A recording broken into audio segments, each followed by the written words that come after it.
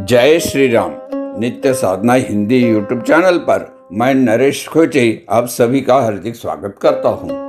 मित्रों, अविधवा नवमी एक शुभ हिंदू अनुष्ठान है जो पितृपक्ष के नवमी तिथि पर मनाया जाता है। उत्तर भारतीय कैलेंडर के अनुसार यह अश्विन कृष्ण पक्ष के दौरान मनाया जाता है, जबकि गुजरात, महाराष्ट्र, कर्नाटक और आंध्र प्रदेश राज्य में प्रचलित अमावास्यांत कैलेंडर के अनुसार अविधवा नवमी भाद्रपद कृष्ण पक्ष की नवमी पर पड़ती है। मित्रों, यह व्रत उन विवाहित महिलाओं को समर्पित है जिनकी मृत्यु उनके पति से पहले हो गई थी। इस दिन हिंदू देवता के बजाय धुरी लोचन जैसे देवताओं की पूजा की जाती है। धुरी शब्द का अर्थ धुआं होता है, जबकि हिंदी में लोचन का अर्थ आंखें होता है, और इन देवताओं की आंखें धुएं के कारण आदि बंद रहती है।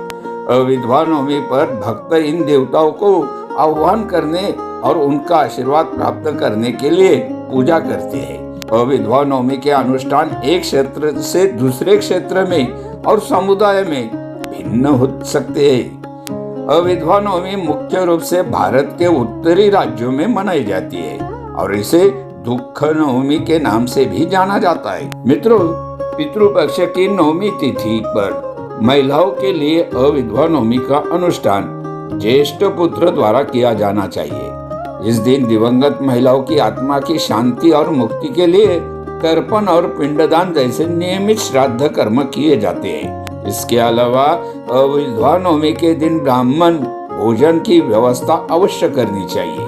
भोजन कराने के बाद ब्राह्मणों को दक्षिणा दी जाती है, जिसमें साड़ी, ब्लाउज, कुमकुम, दर्पण और फूल जैसी चीजें शामिल होती है। मित्रों, कुछ क्षेत्रों में अविधवा नवमी पर सामान्य श्राद्ध कर्म नहीं किए जाते।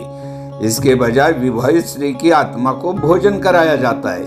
कुछ स्थानों पर अविधवा नवमी पर संकल्प श्राद्ध किया जाता है, जबकि कुछ लोग इस दिन केवल सामान्य श्राद्ध कर्म ही करते हैं। मित्रों, अविधवा नवमी पर अन्य पितृपक्ष श्राद्धों के विपरीत, जिसमें सभी पूर्वजों की आत्माओं का आह्वान किया जाता है, इस दिन व्रतकर्ता अपनी माता, दादी और परदादी का भी आह्वान करता है। मित्रों, अविधवा शब्द का अर्थ विधवा नहीं या सुमंगली ऐसा होता है। इसलिए अविधवा नवमी के अनुष्ठान उन महिलाओं के लिए किए जाते हैं जिनकी मृत्यु सुमंगली के रूप में हुई थी। यह अनुष्ठान विवाहित महिला की मृत्यु के बाद उसकी आत्मा को शांति प्रदान करते हैं और बदले में वह अपने संतानों को आशीर्वाद देती है। हिंदू शास्त्र के अनुसार अविधवा नवमी का पालन तब तक किया जाना चाहिए जब तक कि उसकी पत्नी का पति जीवंत है। पिता की मृत्यु के बाद इस अनुष्ठान का पालन नहीं किया जाना चाहिए। इसलिए अविधवा नवमी श्राद्ध कर्म केवल महिला पूर्वजों के लिए किया जाता है। यदि किसी कारणवश कोई व्यक्ति अविधवा नवमी अनुष्ठान करने से चूक जाता है तो महालय अमावस्या को श्राद्ध किया जा सकता है। तो मित्रों, एक ही अविधवा नवमी के बारे में विशेष जानकारी, ऐसी ज्ञानवर्धक, उद्बोधक तथा आध्यात्मिक जानकारी के लिए आज ही हमारे नित्य साधना हिंदी यूट्यूब चैनल को सब्सक्राइब करें। आज के वीडियो की जानकारी अच्छी लगी तो इसे लाइक और शेयर भी करें। इस वीडियो में इतना ही। मिलते हैं अगली बार एक और नई जानकारी के साथ। तब तक के लिए जय श्री राम।